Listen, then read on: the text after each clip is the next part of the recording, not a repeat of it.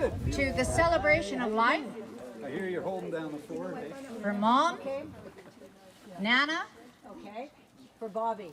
and Bobbie. And Jim is going to do the bowl first. I don't do that, but yeah, thank you guys for all coming out. Mom would appreciate that. You've all probably known her for quite a while, you know, and then she's been gone from Vanderhoof for 20-some years.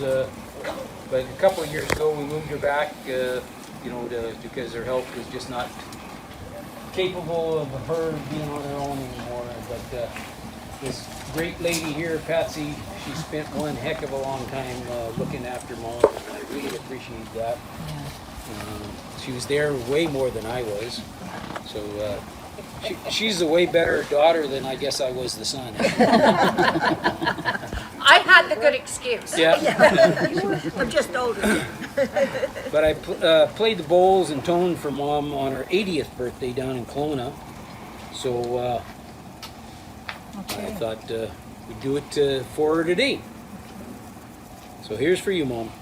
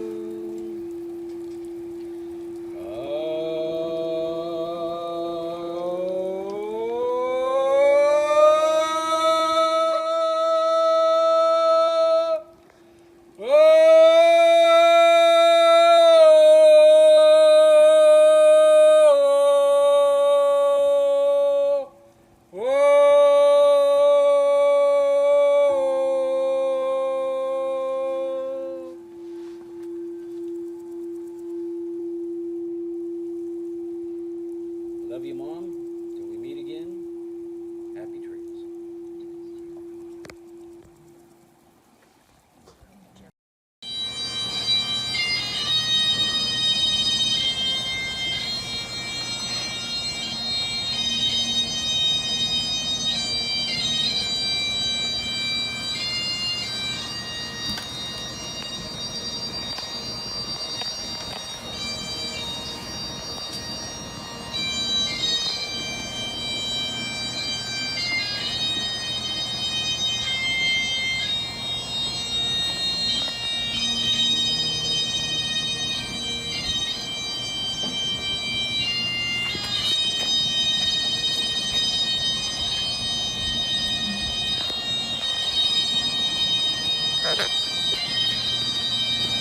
Yeah, okay.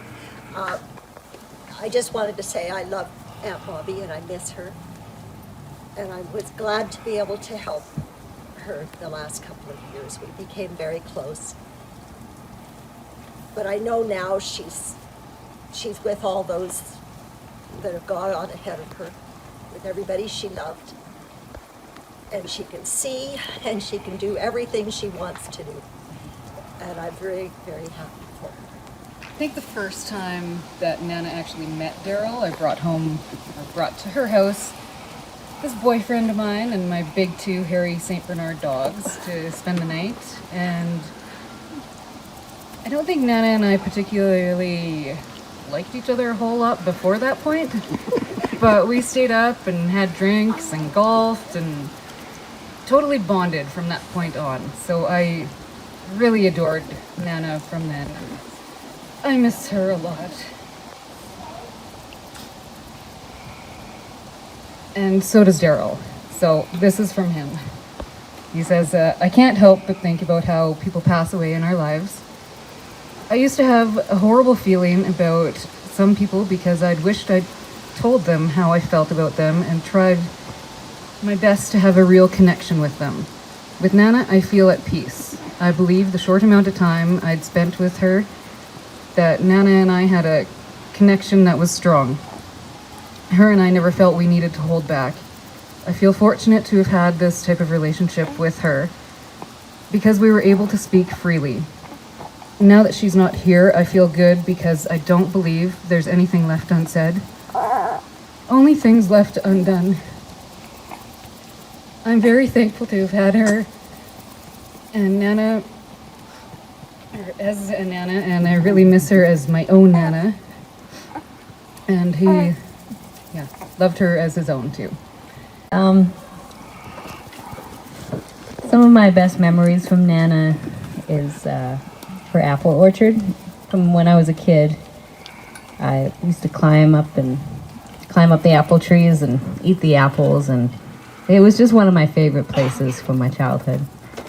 And I remember her, when I was a kid, I remember her as being really stern. And then growing up, I'm really happy that I got to have a relationship with her just person to person, rather than, older person to child. And I feel like I got to know her more just as a person and appreciate her more. And one of the things I really appreciated is I don't think she really sugar-coated anything. And sometimes it's nice and refreshing to just get the straight truth sometimes about how she's feeling or situations or, things like that. And so I knew what she was saying to me was the absolute truth in how she was feeling and thinking. And this one time, just a couple months before she passed on, I was driving her around town, just getting things and stuff, and I had Andor in the back seat, and I'd run into the store and get the thing for Nana, and her and Andor would hang out in my vehicle, and I know that Nana always had a really high expectation for children, for being behaved and everything. And so I get back into the vehicle this one time after I leave, and Nana says to me, she looks at me in the eyes and she says to me sincerely, "Andor is a very good boy." And that just made me, I just about started crying right there, because I was like, I really felt that, and it just made me feel really good. So that's one of the nicest moments that I can remember about the last year of her life, and I'm really happy that she moved back so we could hang out more, and so she could hang out with my kids more. And even though she's gone, I still am going to love her just like she's here.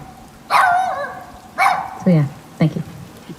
Could imagine Nana without Gail, because it was always Nana and Gail. But living with her made me realize how deep that love was. You